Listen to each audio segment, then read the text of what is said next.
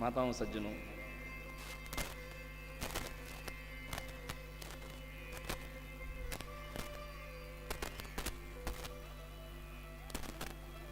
नवरात्रि में माँ की 4 प्रकार से उपासना करना चाहिए। माँ की उपासना में आप मूर्ति की पूजा करें न करें, लेकिन माँ की उपासना में, नवरात्रि उपासना में माँ की अखंड ज्योत अनिवार्य है। अखंड ज्योत क्यों अनिवार्य है? हमारा शरीर 5 भूतों से बना है, आकाश, वायु, अग्नि, जल और पृथ्वी। और जो एक ईश्वर है, एक परब्रह्म है, उनके 5 मूल रूप हैं, विष्णु, सूर्य, देवी, गणेश और शिव। ये पंचदेव की उपासना हमारे सनातन धर्म में प्रत्येक गृहस्थ को बताई गई है कि आपके घर में बहुत सारी मूर्तियां न हो, लेकिन ये 5 देवता की उपासना आपको करनी है, जिसमें से एक शिव की पूजा आप जरूर करें घर में, एक गणेश जी की पूजा जरूर आप करें, एक देवी दुर्गा की मूर्ति आदि आप पूजा अवश्य करें, भगवान विष्णु की संबंधित लड्डू गोपाल की आप एक पूजा जरूर करें, और सूर्य की तो प्रत्यक्ष पूजा हो ही जाती है, प्रत्यक्ष दर्शन होता है उनका। क्यों करना चाहिए पंचदेव की उपासना? क्योंकि ये 5 देवता जो हैं हमारे 5 तत्वों से संबंधित है। आकाश से भगवान विष्णु का संबंध है, वायु से भगवान सूर्य का संबंध है, अग्नि से भगवती दुर्गा का संबंध है, जल से भगवान गणेश का संबंध है, और पृथ्वी से भगवान शिव का संबंध है। इसीलिए शिव जी की आप पार्थिव पूजा करते हैं, क्योंकि शिव जी पृथ्वी तत्व का प्रतिनिधित्व करते हैं। और देवी की मूर्ति की पूजा करिए या न करिए, देवी की अखंड ज्योत इसलिए रखी जाती है क्योंकि देवी अग्नि तत्व का प्रतिनिधित्व करती है, इसलिए मां की अखंड ज्योत रखी जाती है। बोलिए ज्वाला मातु की। केवल एक ज्योत, अखंड ज्योत कलश पर स्थापित करने मात्र से पवित्र तालाब या नदी के किनारे की या सुंदर वाटिका की पवित्र मृतिका ला करके उसमें संभव हो तो सप्त मृतिका का उसमें नियोजन कर देना चाहिए। अश्वस्थानम गजस्थानम वाल्मीकि संगमाद्रदात राजद्वारे गोष्ठाच सप्त मृतिका निक्षिपेत। गुड़साल की, हाथीसार की, गौशाला की, वाल्मीकि की, राजद्वार की, तालाब की, नदी के संगम की, ये 7 मृतिका बड़ी पवित्र मानी जाती है। कलश में भी डाली जाती है, और न मिले तो केवल कोई बात नहीं, नदी तालाब की पवित्र मृतिका ला करके उसको एक बांस की टोकरी में स्थापित करें, और उसमें जौ की खेतरी बीजना चाहिए,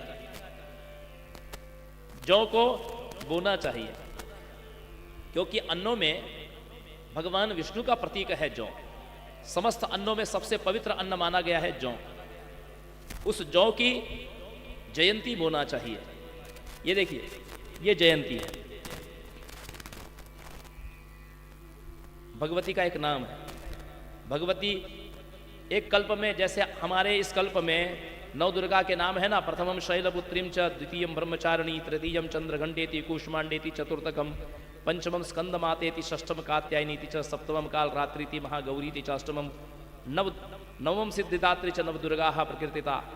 उसी प्रकार एक कल्प में 9 दुर्गा है, जयंती, मंगला, काली, भद्रकाली, कपालिनी, दुर्गा, क्षमा, शिवा, धात्री, स्वाहा, सुधा, नमोस्तुते।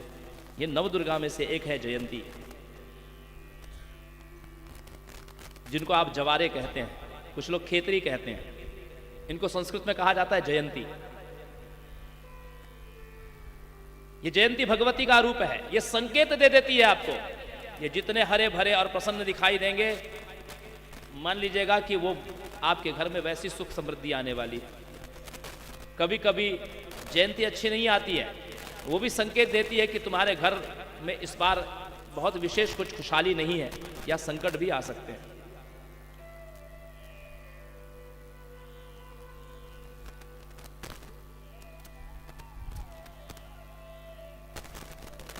गत वर्ष मेरी माता जी का देहांत हुआ था।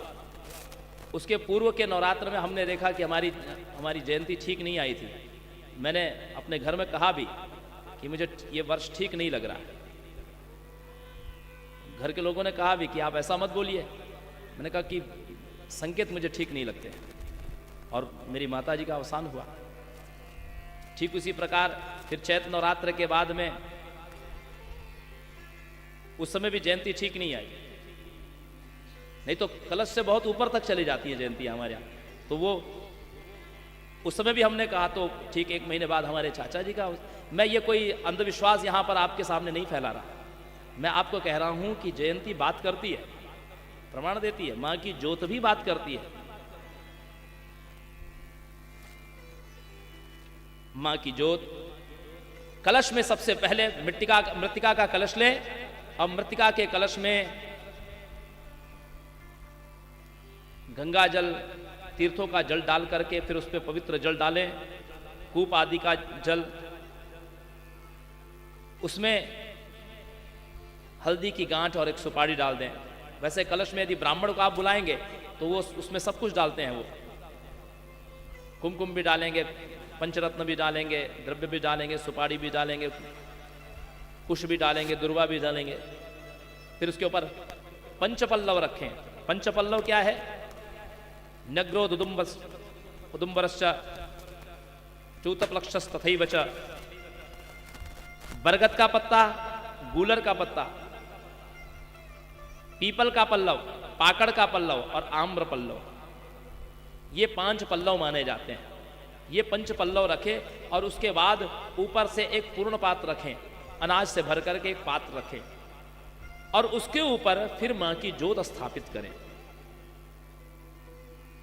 तिल या अलसी का तेल हो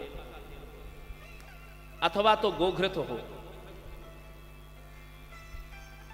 या सरसों का भी तेल हो, तो इसमें मां की ज्योत का आवाहन करना चाहिए। अच्छा, कोई बता सकता है मां ज्वाला का भोग क्या है, नैवेद्य क्या है? आप में से कोई बता सकता है? मां ज्वाला को नैवेद्य क्या चढ़ाया जाता है? घर में यदि आपके अखंड ज्योत हो तो मां का भोग क्या है? कोई बता सकता है? गाय का कच्चा दूध, ये मां का भोग है। ज्वाला जी का भोग है गाय का कच्चा दूध। वैसे तो नैवेद्य के विषय में अष्टम दिवस की कथा में मैं वर्णन करूंगा, तिथियों के और वारों के जो जो नैवेद्य हैं, लेकिन ज्वाला का भोग है कच्चा दूध गाय का।